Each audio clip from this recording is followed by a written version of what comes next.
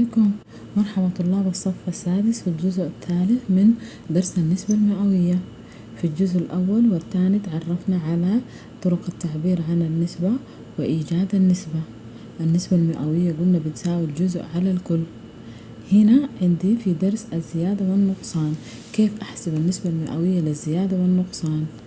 هنا في التمرين ده موجود في الكتاب: إذا كان ثمن تذكرة السفر بالطائرة من الخرطوم إلى الأبيض 12,000 جنيه، إذا حدث الزيادة في ثمنها فأصبحت 13,500 جنيه، احسب النسبة المئوية للزيادة في ثمن التذكرة. طيب هنا أنا لازم أوجد قانون للزيادة والنقصان لحساب النسبة المئوية للزيادة والنقصان. قبل ما أكتب القانون أحدد المعطيات.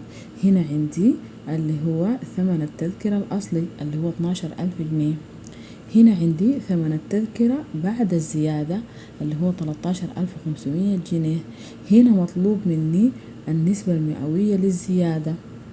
طيب أنا عندي قانون عام إنه النسبة المئوية للزيادة بتساوي النسبة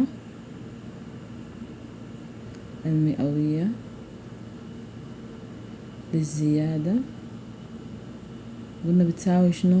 اللي هي قيمة الزيادة على القيمة الأصلية، على القيمة الأصلية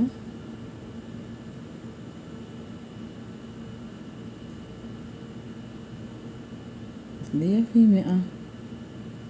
تمام. طيب يلا نشوف هنا عندي القيمة الأصلية كم وقيمة الزيادة كم. هنا قيمة الزيادة هل هي موجودة؟ الموجود هنا عندي السعر بعد الزيادة. السعر بعد الزيادة أنا ما عايزة السعر بعد الزيادة، أنا عايزة قيمة الزيادة ذاتها، فلازم أطلع قيمة الزيادة أول شيء قبل ما أطبق في القانون. فبقول قيمة الزيادة تساوي اللي هو السعر الأصلي بعد الزيادة ناقص السعر الأصلي اللي هو هتديني هأطرح 13,500 ناقص 12,000 اللي هي هتطلع لي كم؟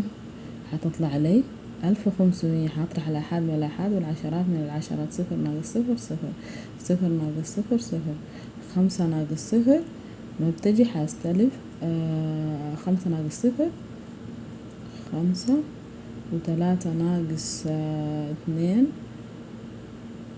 1. تمام. اللي هي المهم طرحت الآحاد من الآحاد والعشرات من العشرات وأوجدت الناتج. تمام. طيب يلا كده أنا طلعت قيمة الزيادة حتى أجي أقدر أعوض في القانون. اللي هو هقول هرجع لقانوني الأساسي اللي أنا عملته اللي هو قيمة الزيادة. أجي أطلع النسبة المئوية للزيادة. تاني أكتب القانون، يعني ما بالضرورة أكتب القانون، المهم أعوض مباشرة. النسبة المئوية للزيادة. الآن كده المتطلبات موجودة عندي. قيمة الزيادة كم؟ اللي هي 1500 جنيه على العدد الأصلي قلنا كم؟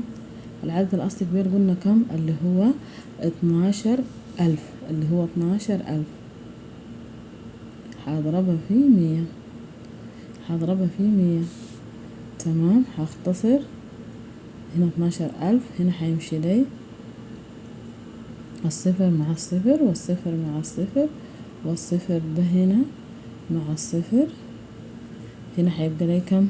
12.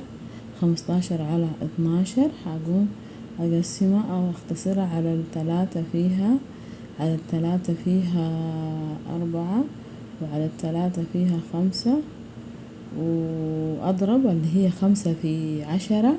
5 في 10 ب50 وأقسمها على 4 تطلع لي النسبة المئوية للزيادة. تمام. وضحت كده اللي هي القانون بتاع النسبة المئوية للزيادة هو قيمة الزيادة على القيمة الأصلية في 100. طبعا هنا زي ما قلت القيمة الأصلية ما كانت عندي، بشوف المتطلبات إذا موجودة هي نفسها بعوض عليها، إذا ما موجودة بحاول أوجدها وأعوض عليها في القانون. يلا بالتوفيق إن شاء الله للجميع.